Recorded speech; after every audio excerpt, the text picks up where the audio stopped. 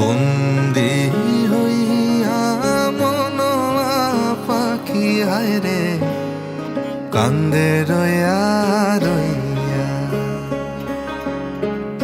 Hello guys, আজকে আমি আছি 10 তলার উপরে, আর আজকে দেখাবো এখান থেকে নিচের ভিউ কেমন হয়। আমায় দে দে ছাড়িয়া বন্দি হইয়া মনোয়া পাখি হায় রে কান্দে রইয়া রইয়া।